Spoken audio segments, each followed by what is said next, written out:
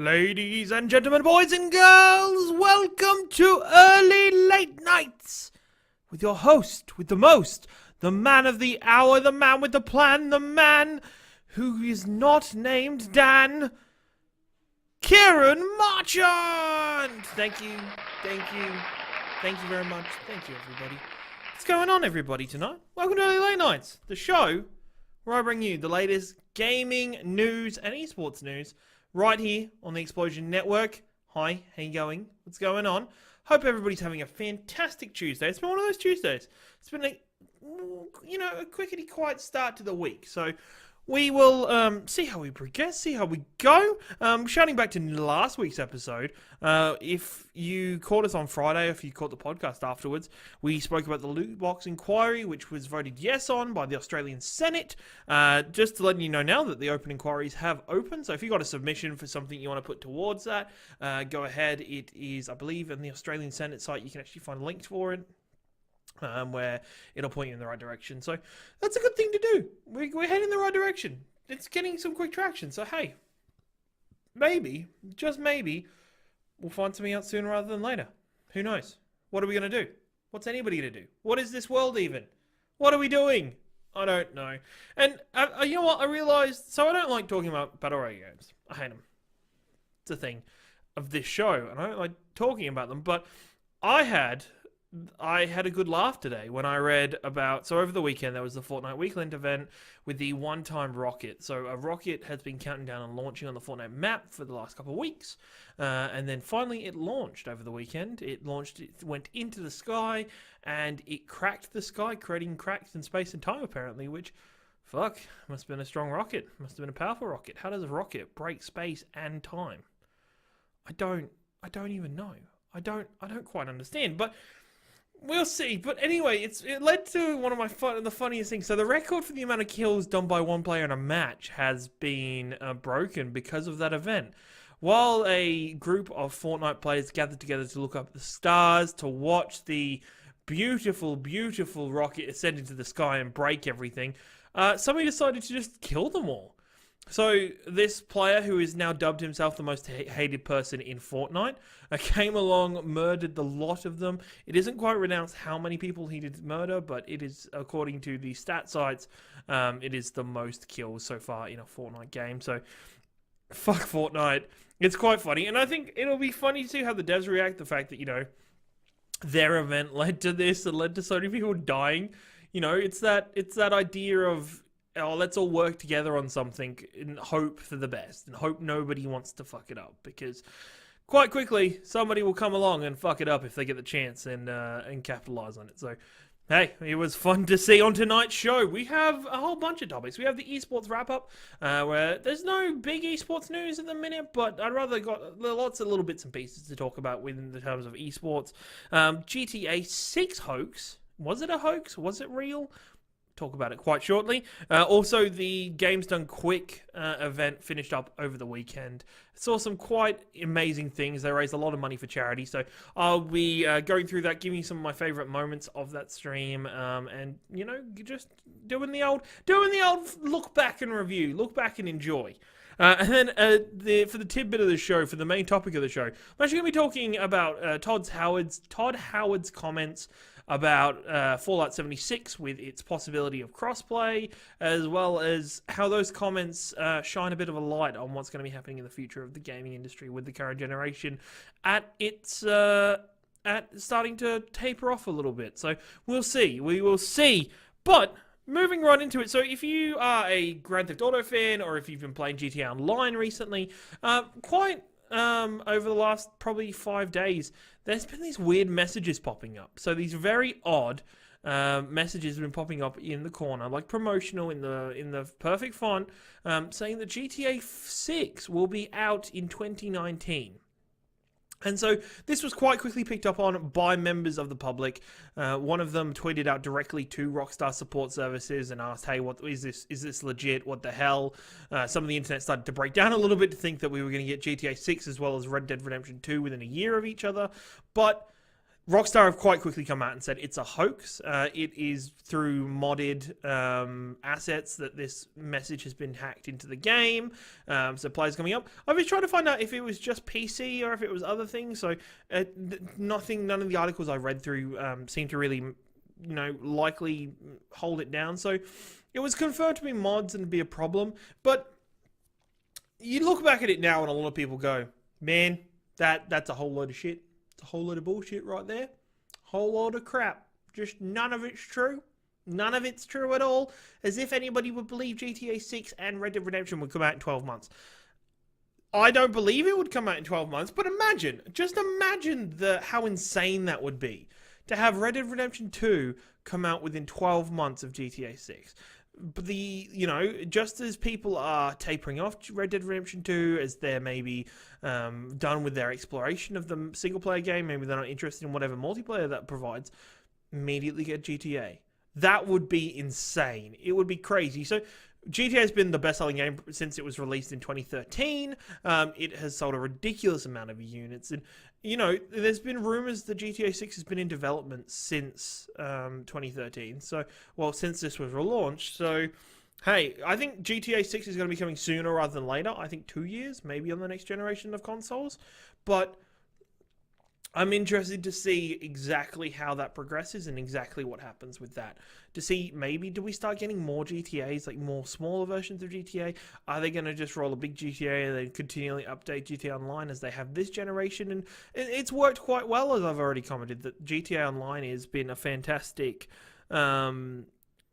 adventure for Rockstar and its fans. Even in the coming weeks, there will be the Rockstar DLC, the nightclub, not Rockstar. Rockstar's the developer, you idiot, Ciaran. Sorry, director. I'm sorry. No. There's going to be the nightclub update where it's going to bring in more music from more artists. There's going to be more vehicles coming on. There's also going to be some special guest appearances from GTA characters that we haven't seen for some time. So it's going to be good. It's going to be interesting for players to jump back into that and get more content for their buck, for their dollar. But the truth is, we can't trust anybody anymore. Not in games. You cannot trust anybody anymore because even the game developers themselves are having problems with their own games where the games themselves are lying to us. They're saying things that aren't true. It doesn't matter if there's Walmart Canada posting a whole heap of leaks. It's when games are doing it themselves, even if it's just a hoax, if it's been modded content through player intervention. But if you will, bar me just a couple seconds and think, what would happen if we put our tinfoil hats on, people? What would happen if we decided to jump in and start, digging around a little bit and maybe Rockstar wanted to announce it, but because it was announced incorrectly, they're going to not do it now. They're using this modded support as a hoax. I'd like to see evidence of how this was actually done. If it really was modded, where did it appear? There's lots of things to see, people. There's a lot of things to see and do, but keep your eyes out and head to the ground on that one, because I think there's more to come. Maybe not GTA 6, maybe not, but I'm not 100%. Tinfoil hats when it comes to that one. So hey, dig in, see what's going on. Esports has had it's not a quiet week, but it's a week of events starting. So the Australian contenders have kicked back off again with for Overwatch, with my new favourite team, Bin Chickens, coming into the fold. So that's pretty fantastic that there's a team called Bin Chickens. But of course, Australia, there's a fucking player called Bin Chickens. League of Legends have started to get more and more of their tournaments going now, leading up to the Melbourne Open. But there's not been too much, We're getting preparations in Dota 2. There's preparations for the TI event. We're in a bit of an off-season for League of Legends a little bit with the end of the World League and the World Series. But I think there's lots of little bits coming out in regards to esports as esports grows that I still think is worth talking about.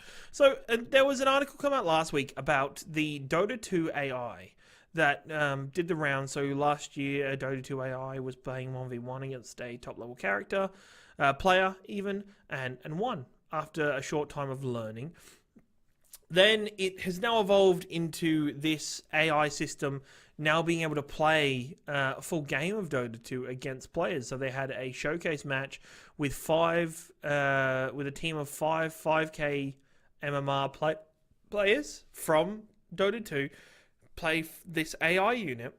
And there was restrictions. There was restrictions on what the players could pick, and on like the character selections and stuff. But the AI won quite readily. So this is some scary shit.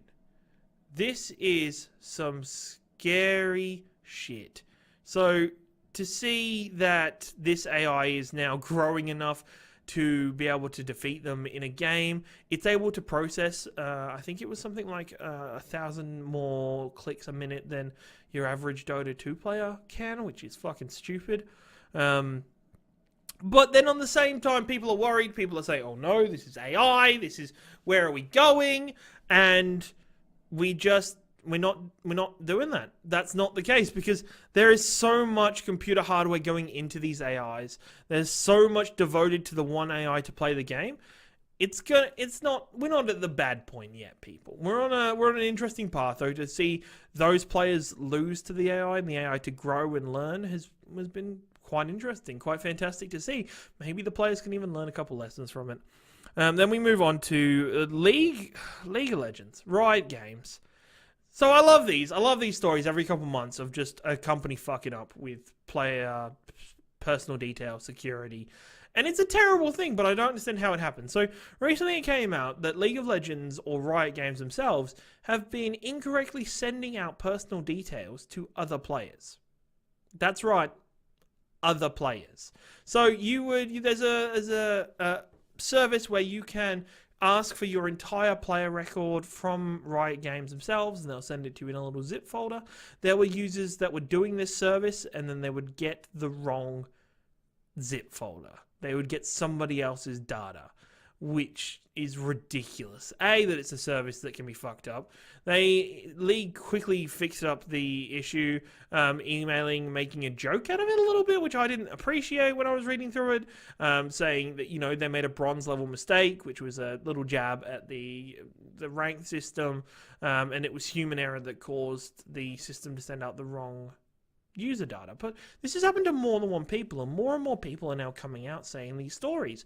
And it's interesting this has happened. They do, in the emails they send out to the people that have received the wrong error, they kind of reassure them and say, hey, we haven't sent your data anywhere, don't worry about that. So I'm hoping Riot gets their systems down pat. I hope there's just a better way to do it. Just find a better online client or something to run the games. League of Legends actually has I hate the way League of Legends runs. So League of Legends runs, it opens like a web page, kind of. It's a client, but it's just a fancy web page. And then once you queue for a game and load in for a game, it then loads the real client for the game. And it's just it's so much, and it's so annoying that you have to wait for load times of the client to boot up.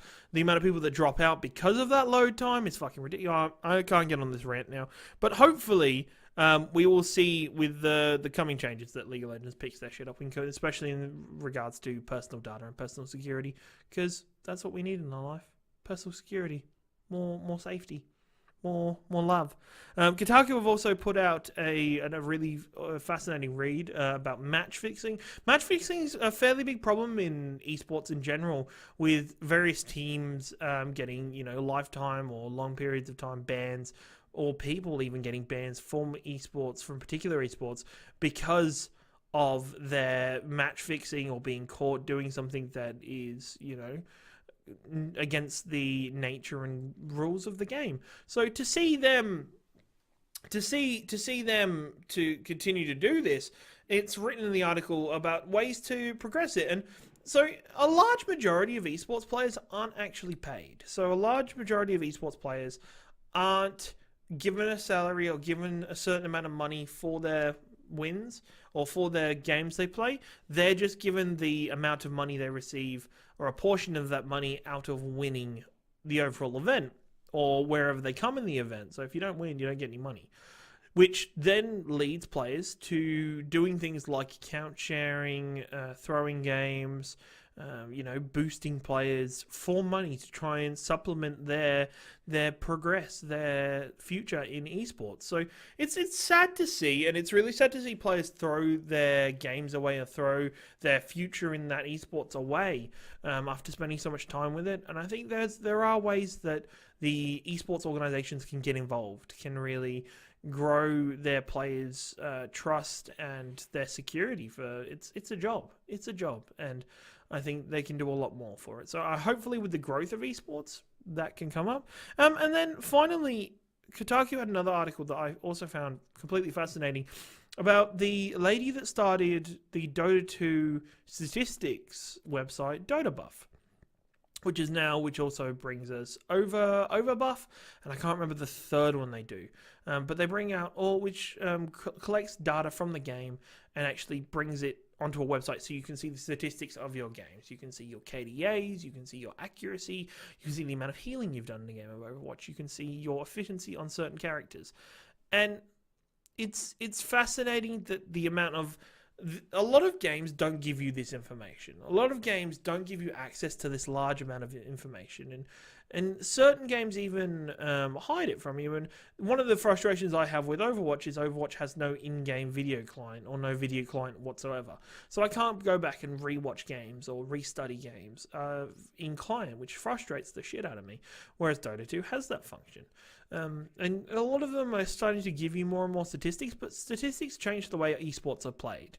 They change the way games are played. They dictate the meta. They dictate exactly what people want to play in the game, exactly what strategies work, what don't work, because they can see the number based around it. They can see the actual win percentages. They can see different, you can go down to the very line of, I play at an 83 win percent with one person, but this other person I play 20%. We should stop playing together, or I should work on and find out why I'm playing with that person, or why we're losing so much. And if for people who want to take the game seriously, who want their esports careers to grow, it's an excellent asset. It's a fantastic asset to be used. I'm super excited to see, especially Dota Buff's growth and Overbuff's growth.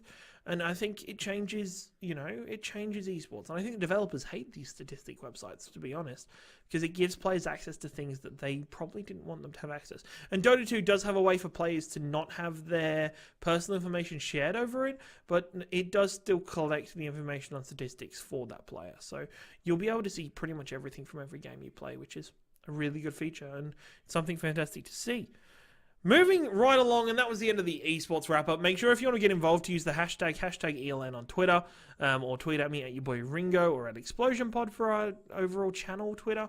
If you want to get involved or ask me any questions or give me any stories to talk about and have a read-through. Now, last week's episodes...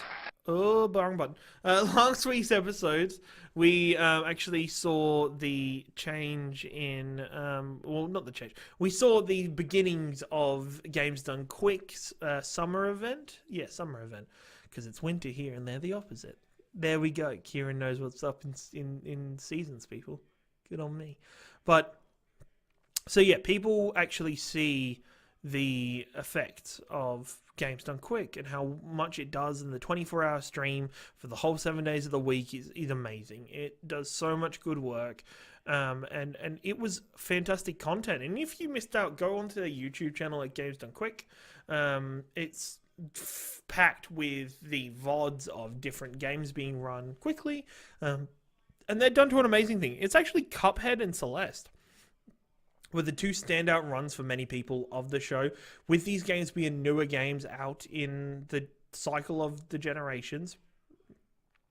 Players have been able to pick up and speedrun those games at an amazing pace.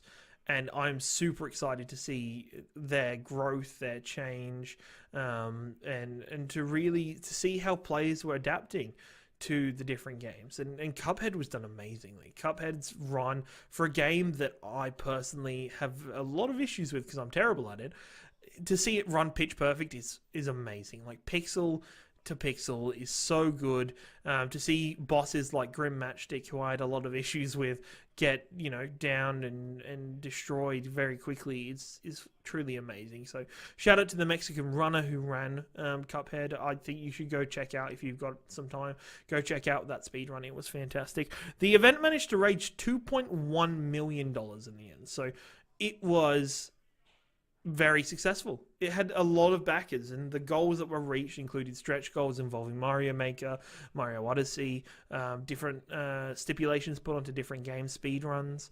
It was fantastic to see, and it's really good to see the game community get involved. If you have some time, you want to check out some of my personal favorites, please check out Mario Maker. There was Zelda Breath of the Wild, where the last boss was done blindfolded. Cuphead, Celeste was fantastic. I could probably go on. There was hours and hours of content there, like literally so much content. And even if I just tuned in and watched something random, go on, just watch something random. I was watching Crash Bandicoot speedruns today because they were fantastic. The whole event is amazing. And if you didn't get to catch this one live, check out the VODs. And then also the next event will be at TwitchCon this year. I believe it is August or September. I'll be going for a couple days. It's a more smaller format of Games Done Quick because it's at TwitchCon, so there won't be as much random stuff there, I'm guessing, but it'll be really good to see more speedrunning, and then their next biennial event will be January next year, sadly, because they only run 2 big events a year, because it's a lot of content to work out for a week at a time, just straight content. That's ridiculous. We've done 24 hours once, and that was hard enough as it is. So please support Games Done Quick. Go to their website, gamesdonequick.com. You can still donate to them, still add to that. So that 2.1 million and some change, some pocket money. It was fantastic. It was really good, and I fully support the work they're doing with that event. So please get involved. And moving on to the topic of the show, and I alluded to this. And I had in the thumbnail on Twitter, you might have seen, I had Todd Howard's picture. And I love Todd Howard. I think he's fantastic. Just simply watching the E3 Bethesda showcase this year, Todd had a whole segment pretty much to himself. He had the whole last half an hour, and he was fucking amazing. He was brilliant. He was so good. And just one of the most iconic figures in gaming right now. Just for what he's done with games like The Elder Scrolls and Fallout, just for his part in the creation of Bethesda and the rise of Bethesda. He's amazing. He's one of my favorite people. And so he's actually come out. So he's actually been questioned about Fallout 76, the up-and-coming multiplayer game coming to consoles and PC, asking about crossplay with this game, because it's a hot topic right now. Crossplay, not the dresses, the things. The going across, like mixing and matching, whatever. So it was really good to see the change and to see his reaction to the crossplay debate. And people had asked, is Fallout 76 going to have that capability? And he's immediately come out and said, well, probably not, because Sony's not the fair players that they're made out to be. And it's already been documented very regularly that Sony is the company that is kind of halting the progress on crossplay. That they're, with the release of Fortnite on Switch, a lot of people realized, wait a minute, I can't use my PlayStation Fortnite account on my Switch or my Xbox. And people get really frustrated at that. And I think that there's a number of reasons for it. I just think originally the reason that was given out years ago when the Rocket League conversation sparked this one was that PlayStation couldn't guarantee the safety of their customers, their clients, if other software engines were, or other hardware manufacturers' systems were allowed onto the same network. And it's like, well, no, okay, sure, but you're Sony, you're the worst at keeping private information private. Come on, guys, just party up with Microsoft. But they're not. And then it came back around, and then so it's recently come out by an ex-member of Sony executive has said, well, Sony just doesn't want you spending money elsewhere and then using it on your PlayStation, to be perfectly honest. Which, from a business point of view, sure, but from the point of view of, building the gaming community and letting players play together, It's fucking shit. That's so bad. It's so frustrating. And yeah, so to see Todd Howard come out and say this is frustrating for me because, this is a game that could potentially be held back by not having the ability to crossplay. And then, so in the same interview, in the same article, Todd Howard continued and then spoke about Starfield, the up-and-coming game by Bethesda. And at the moment, this game is said to be projected for a next-gen game, and that's completely fine. That is completely okay to already be looking at. We're at the point in gaming development where developers need to start looking at next-gen rather than current-gen. But it was also mentioned that Starfield could be used as a cross-gen game. And for me, I don't like this idea at all. I think it's a terrible idea. I think games in the past that have not concentrated on the next gen have either put a half-assed copy on the current gen, or they have moved away and, done a weird, like a copy on the current gen and then just a port onto the next gen. Build the game for the next gen. Don't worry about this gen. There's enough games. You've got enough things. You've sold enough copies of Skyrim on this generation to last you a lifetime. You're fine. Don't worry about it. Just make the next generation of games. Continue it. Continue your growth and continue the growth of Starfield. It's an interesting game. It's an interesting place Bethesda's going with it. It was also announced this week that Xbox is looking at releasing full mod support for their system. So that means games on their system can be fully modded, potentially. And that's amazing. That is a step towards the Xbox coming more to like a computer, which is what the system's been doing for the last couple years, to be honest, is turning more into just a smaller PC that's easier for players to buy. And it's good to see it. And I think it shows that now is the time to be making choices and movements and decisions towards the next generation. Because Sony have won this generation. Sony have this generation on lockdown. They have, quote-unquote, won, if there is a console race, which a lot of people put into concept. But with its actions currently happening, are Sony going to have a negative effect with the next generation? With their reluctance for crossplay, are they going to be having issues with the future generation? Are they building towards that generation the right way? There's a lot of people talking about Sony right now and its change, that it might be going back towards the PlayStation 3 Sony, and nobody wants to see that. Nobody wants to see Sony doing that. And Sony have showed some worrying signs with their E3 conference a couple of weeks ago not being quite up to scratch, or the Sony that we expected from the last E3s of this generation. But it's really interesting to see the Sony at the start of this generation that was making fun of Microsoft for, for DMR, and to see that Microsoft now being the more forthcoming company. I don't know if it's going to have an impact, but this is an interesting time to be a gamer, because we actually get to see what moves and what intentions that these companies have for the future of gaming. We'll see what kind of company they want to be. We want to see how they're going to move, how they're going to change things. And I'm excited. I hope you're excited.